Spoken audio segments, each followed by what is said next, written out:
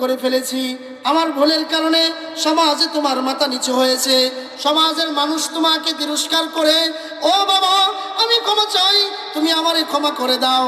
বাবা বলে, না না, তোর মতো কুলাঙ্গার সন্তান আমি জন্ম দেই নাই, আমি তোরে ক্ষমা করতে পারবো না, যাও যাও আমার দুয়ার থেকে দূর হয়ে যাও। এরপরে আপনি মায়ের কাছে গেলেন, মাফ চাইলেন।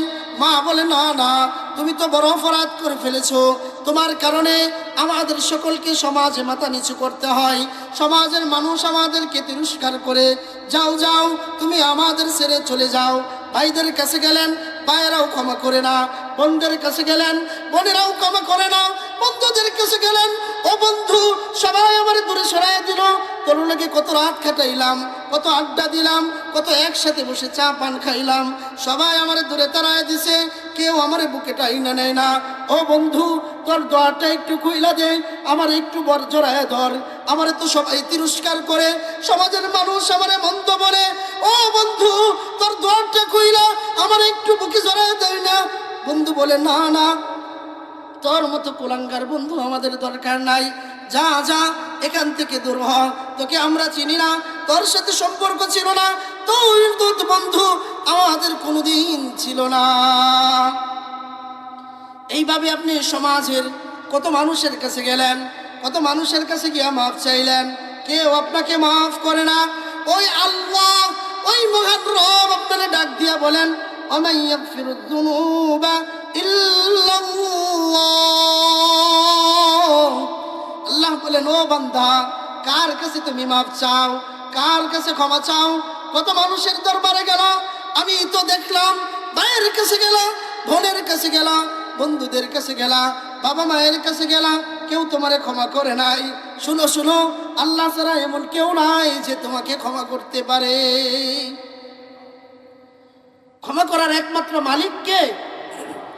চিৎকার করে বলেন, ক্ষমা করার একমাত্র মালিক কে? ওই মহান রব বলেন, ও আমার বান্দা, ওই মহান রব আল্লাহর নবী সাল্লাল্লাহু আলাইহি ওয়াসাল্লামকে বলেন, কুল ইয়া ইবাদিয়াল্লাযীনা আসরাফু আলা আনফুসিহিম লা তাকনাতু মির রাহমাতিল্লাহ ইন্নাল্লাহা ইয়াগফিরুয যুনুবা জামিআ ইন্নাহু হুয়াল গফুরুর রহিম। ওই মহান রব তার রাসূলকে ডাক দিয়া বলেন, ও নবী, আপনি আমার ওই গুনাহগার বান্দাটারে একটু জানায় দেন, যে গুনাহ করার পরে পেরেশান, যে গুনাহ করার পরে বিভিন্ন মানুষের কাছে গেল, বিভিন্ন জনের কাছে গিয়া ক্ষমা চাইল, কেউ তারে ক্ষমা করে নাই, কেউ তারে বুকে জড়ায় নেয় নাই। আপনি আমার ওই বান্দাটারে বলেন, ইয়া ইবাদি, আমি তারে ডাক দেই, আমি তারে আহ্বান করি, আমি তারে বলি, ইয়া ইবাদি, ও আমার বান্দা। আল্লাহ এখানে গুনাহগার বলে না, আল্লাহ জিনাকারী বলে না, আল্লাহ এখানে ব্যভিচারী বলে না, আল্লাহ সুদখোর বলে না, আল্লাহ এখানে ঘুষখোর বইলা ডাক দেয় না, আল্লাহ এখানে পাপিষ্ট পাপাচারী বইলা ডাক দেয় না। আল্লাহ বলেন, ইয়া ইবাদি, ও আমার বান্দা, ও আমার বান্দা, আল্লাযীনা আসরাফু আলা আনফুসিহিম, যারা গুনাহ করার মাধ্যমে নিজের প্রতি জুলুম করেছো, লা তাকনাতু মির রাহমাতিল্লাহ, তোমরা আল্লাহর রহমত থেকে নিরাশ হয় না। কত মানুষের কাছে গেলা, তাদের দয়া থেকে নিরাশ হয়ে গেলা, তাদের রহমত থেকে বঞ্চিত হয়ে গেলা। আমি তোর রব, আমি তোর মালিক, আমি তোর সৃষ্টিকর্তা, আমি তোর সৃষ্টি করেছি, আমি তোর দুইটা হাত বানাইলাম, আমি তোর দুইটা পা দিলাম, আমি তোরে দুইটা চক্ষু দিলাম, আমি তোরে কথা বলার জবান দিলাম, আমি তোরে শোনার জন্য দুইটা কান দিলাম, আমি তোরে ভালো মন্দ পার্থক্য করার জন্য আকল দিলাম। ও বান্দা, আমি তোরে বানাইছি যেহেতু আমার দরদ বেশি, আমার রহম বেশি, সবার কাছ থেকে তুমি নিরাশ হইছ, কিন্তু আমি আল্লাহর রহমত থেকে তুমি নিরাশ হও না। আল্লাহ বলেন, ইন্নাল্লাহা ইয়াগফিরুয যুনুবা জামিআ, নিশ্চয় আল্লাহ তোমার সমস্ত গুনাহ মাফ করে দিবেন, তোমার সমস্ত গুনাহ, সমস্ত অন্যায়, সমস্ত অপরাধ ক্ষমা করে দিবেন। সুবহানাল্লাহ বলেন না? কত গুনাহ হয়েছে, আল্লাহ বলেন ইয়াগফিরুয যুনুবা জামিআ, তোমার যত গুনাহ হয়েছে সমস্ত গুনাহ, তোমার রাতের আধারের গুনাহ, দিনের আলোতের গুনাহ, প্রকাশ্য গুনাহ, অপ্রকাশ্য গুনাহ, গোপনে যেটা করেছো, যেটা মানুষ জানে নাই, যেটা মানুষ জেনেছে, সব গুনাহ তোমার মহান রব তোমাকে ক্ষমা করে দিবেন। মুহতারাম হাজিরিন, এই দুনিয়া বড় স্বার্থপর, এই দুনিয়া বড় বেঈমান। এই দুনিয়ায় দেখবেন আপনি যদি কারোর কাছে একটা অন্যায় করে ফেলেন, অপরাধ করে ফেলেন, সে আপনাকে ক্ষমা করতে চায় না। দুনিয়ার মানুষ অপরাধীকে খুঁজে শাস্তি দেবার জন্য, কথা বলেন ঠিক না বেঠিক? দুনিয়ার মানুষ অপরাধীকে খুঁজে ধরে শাস্তি দেবার জন্য, কিন্তু ওই মহান মালিক আল্লাহ অপরাধীকে খুঁজেন গুনাহ মাফ করার জন্য। আল্লাহ শাস্তি দেবার জন্য খোঁজেন না। আল্লাহ বলেন, ওরে বান্দা, সবাই তোরে দূরে তাড়াইয়া দিল, সবাই তোরে দূরে সরাইয়া দিল, কেউ তোরে বুকে জড়ায় নেয় নাই, কেউ তোকে আপন করে নেয় নাই। আমি তোর মহান মালিক, আমি তোর সৃষ্টিকর্তা। আয় আয় আমার বুকে, আয় আয় আয় আমার দরবারে আয়, আমি আল্লাহ তোমাকে ক্ষমা করে দিব।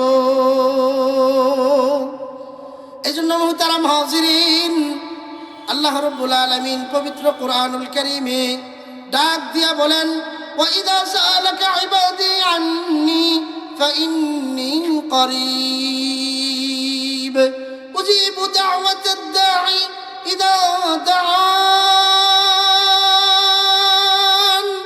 আল্লাহ বলেন, ও নবী, আমার বান্দারা আপনার কাছে আমার সম্পর্কে জানতে চায়, আমি তাদেরকে ক্ষমা করব কিনা, আমি তাদের গুনাহগুলো মোচন করব কিনা, আমি কোথায় থাকি, কত দূর থাকি, নানান বিষয় তারা আপনার কাছে আমার সম্পর্কে জিজ্ঞাসা করে।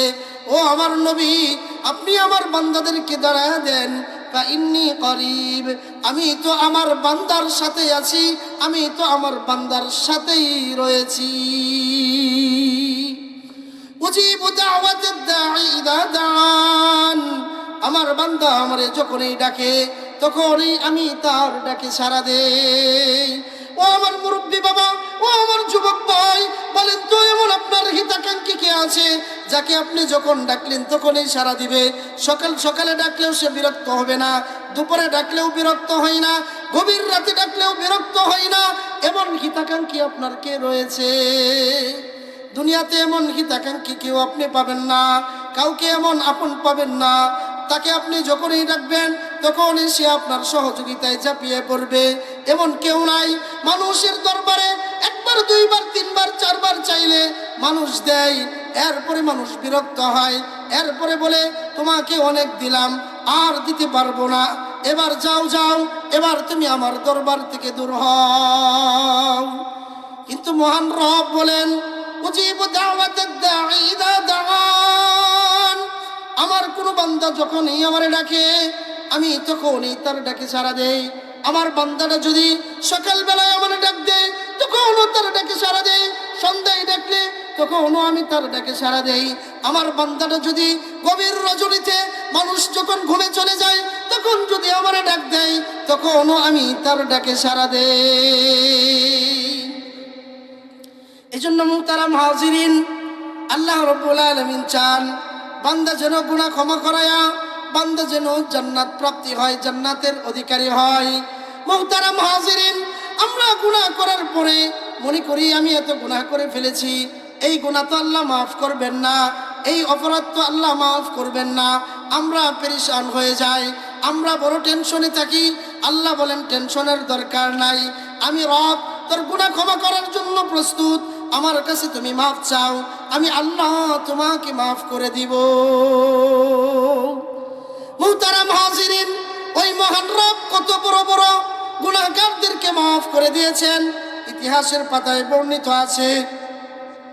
হযরত ওমর রাদিয়াল্লাহু আনহু একবার রাসূলুল্লাহ সাল্লাল্লাহু আলাইহি ওয়াসাল্লামের দরবারের দিকে যাচ্ছেন, প্রতিমধ্যে দেখলেন এক যুবক রাস্তায় হাউমাউ করে কান্নাকাটি করছে। ওমর রাদিয়াল্লাহু আনহু ওই যুবককে ডাক দিয়া বললেন, ও যুবক, কেন তুমি কান্নাকাটি করছো? কেন তুমি জমিনের মধ্যে এইভাবে খামাখুরি দিচ্ছ? যুবক বলে, আমি বড় অপরাধ করে ফেলেছি। ওমর বলেন, কি অপরাধ করে ফেলেছো আমাকে বলো।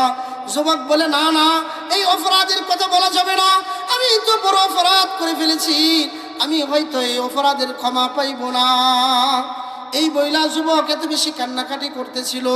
কিছু মানুষের কান্না আছে দেখবেন এরকম, তাদের কান্নাগুলো দেখলে নিজেদের কান্নাও সংবরণ করা যায় না, নিজেদের চোখের জল আটকিয়ে রাখা যায় না। ওমর রাদিয়াল্লাহু আনহু ওই যুবকের কান্না দেখে তিনিও কান্না করা শুরু করলেন। তিনি কান্না করতে করতে নবীজির দরবারে গিয়ে হাজির হইলেন। নবীজি দেখলেন ওমর কান্না করছে। নবীজি ওমরকে জিজ্ঞাসা করলেন, ও ওমর, আপনি কেন কান্না করছেন? ওমর বলেন, ইয়া রাসূলুল্লাহ, আপনার দরবারে আসার পথে এক যুবককে দেখলাম জমিনে হামাগুড়ি দিয়ে কান্নাকাটি করছে। কান্নাকাটি করে তার বেহুশের মতো অবস্থা। রাসূলুল্লাহ সাল্লাল্লাহু আলাইহি ওয়াসাল্লাম বললেন, তাই নাকি? ওমর বলেন, হ্যাঁ তাই তো। নবীজি বললেন, যাও ওমর, তুমি তাকে আমার দরবারে নিয়ে আসো। ওমর তাকে নিয়ে নবীজির দরবারে হাজির হইলেন। নবীজি ওই যুবককে জিজ্ঞাসা করলেন, ও যুবক, কেন তুমি কান্নাকাটি করছো? কিসের জন্য এত কান্না? আমাকে একটু বলো না। যুবক এবার বলে, ইয়া রাসূলুল্লাহ, আপনি হলেন রাহমাতুল লিল আলামিন, আপনি হলেন জগৎবাসীর জন্য রহমত। কিন্তু শুনেন, আমি তো বড় অপরাধ করে ফেলেছি, আমি তো বড় গুনাহ করে ফেলেছি, আমি হয়তো এই গুনাহের ক্ষমা পাবো না। নবীজি বলেন, তোমার গুনাহ কত বড়? তোমার গুনাহ কি আসমান আর জমিনের চেয়েও বড়? যুবক বলে, হ্যাঁ হ্যাঁ, আমার গুনাহ মনে হয় আসমান আর জমিনের চেয়েও বড়। আল্লাহর নবী বলেন, তোমার গুনাহ কি তাহলে আল্লাহর কুল কায়নাত সৃষ্টি জগতের চেয়েও বড়? যুবক বলে, হ্যাঁ হ্যাঁ, আমার মনে হয় আমার গুনাহ আল্লাহর সৃষ্টি জগতের চেয়েও বড়। নবী আবার জিজ্ঞাসা করেন, আচ্ছা তোমার গুনাহ কি তাহলে আল্লাহর আরশ কুরসির চেয়েও বড়? যুবক বলে, আমার তো মনে হয় আমার গুনাহটা আল্লাহর আরশ আর কুরসির চেয়েও বড়। নবী বলেন, সেই গুনাহটা কি আমাকে একটু বলো না? সেই অপরাধটা কি আমাকে একটু বলো না? যুবক এবার বলে, ইয়া রাসূলুল্লাহ, ও দয়ার নবী, আমি পেশায় একজন কাপন চোর। আমি রাতের আধারে মানুষ মৃত্যুবরণ করলে কবর থেকে কবর করে কাপন চুরি করি। আমি এই মদিনার বাসিন্দা। গত দিন একটা মদিনার সুন্দরী সুরসী তরুণী যুবতী মারা গিয়েছিল। আমি তার জানাজায় উপস্থিত হয়েছিলাম, আমি তার কাফন দাফনে উপস্থিত হয়েছিলাম।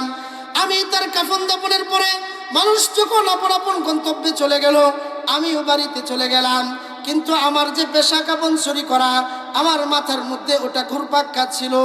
রাত যখন আধার হতে লাগলো, আস্তে আস্তে রাত যখন গভীর হলো, আমি ধীরে ধীরে মদিনার ওই যুবতীর কবরের পাশে গেলাম। ধীরে ধীরে তার কবরটা খুললাম, খুইরা তার কবরের মধ্যে নামলাম। এরপরে আমি একটা একটা করে ওই যুবতীর গাঁ থেকে, যুবতীর লাশ থেকে কাফনের 5টা কাপড়ের 5টা টুকরা আমি নিয়ে যখন উপরের দিকে উঠব, তখন হঠাৎ শয়তান আমার মাথার মধ্যে সোয়ার হলো। এবার শয়তান আমাকে বলতে লাগলো, কেমন যেন আমার কানের মধ্যে আওয়াজ ভাসতে লাগলো, ও যুবক, জীবনে তুমি কত লাশ থেকে কাফন চুরি করেছো, জীবনে তুমি কত লাশ থেকে কাফনের টুকরা নিয়ে গেছো, কিন্তু পিছনের দিকে তাকাও নাই। দেখো দেখো, আজকে কবরের মধ্যে কত সুন্দর যুবতী শুয়ে আছে। দেখো, তুমি চাইলে তোমার জৈবিক চাহিদা, তোমার যৌন চাহিদা তুমি এই যুবতীর সাথে পূরণ করতে পারো। নাউজুবিল্লাহ বলেন। যুবক বলে, এইভাবে যখন আমার মাথার মধ্যে চিন্তা ঘুরতে লাগলো, আমি তখন ওই যুবতীর দিকে দৃষ্টি দিলাম।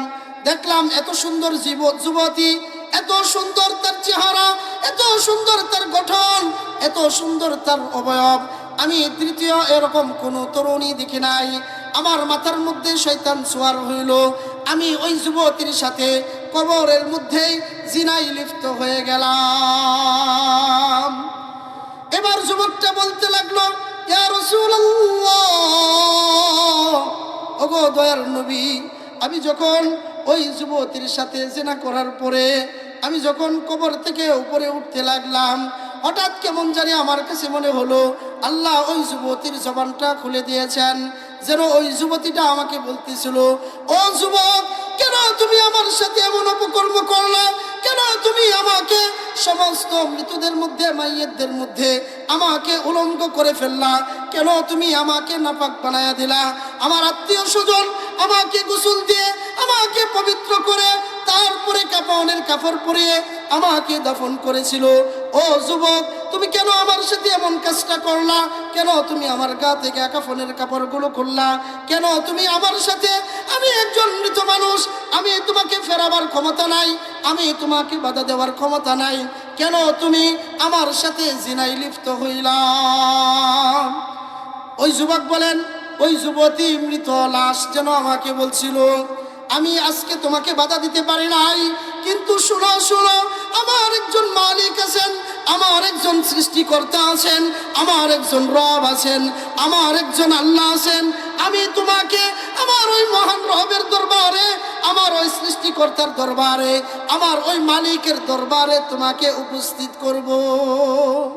আমি তার দরবারে তোমার বিরুদ্ধে নালিশ করব, তোমাকে তার আদালতের কাঠগড়ায় দাঁড়াইতে হবে। ওই যুবক বলেন, ইয়া রাসূলুল্লাহ, ওই যুবতী যখন আমাকে ডাক দিয়ে এরকম কথাগুলো বলছিল, তারপর থেকে আমি বড় পেরেশান। তারপর থেকে আমার মনে হইল, হাই হাই, আমি কি করলাম? কাফন চুরি, এটাই তো কত বড় অপরাধ, এটাই তো কত বড় অন্যায়। কেন আমি ওই যুবতীর সাথে জিনায় লিপ্ত হইলাম? কেন আমি মৃত ওই লাশের সাথে জিনা করলাম?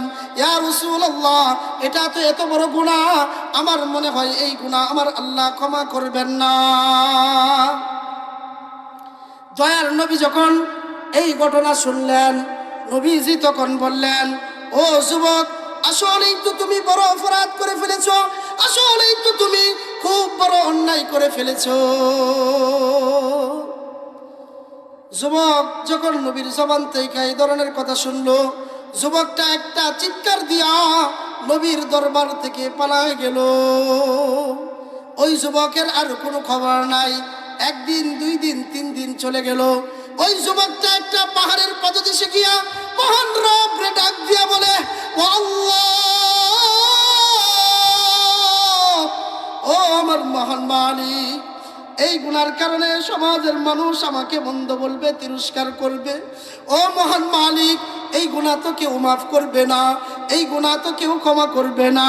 মহান মালিক রাহমাতুল লিল আলামিন দয়ার নবী বললেন, আমি নাকি বড় গুনাহ করে ফেলেছি, দয়ার নবীর দরবারেও তো আমি আশ্রয় পাই নাই।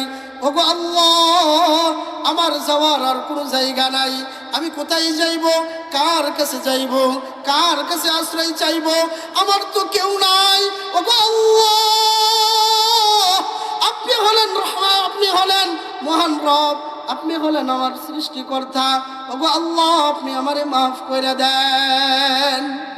এইভাবে যুবকটা 1 দিন, 2 দিন, 3 দিন এইভাবে আল্লাহর কাছে কান্নাকাটি করে আর বলে, আল্লাহুম্মা আনতা রাব্বি লা ইলাহা ইল্লা আনতা খলাকতানি ওয়া আনা আবদুকা ওয়া আনা আলা আহদিকা।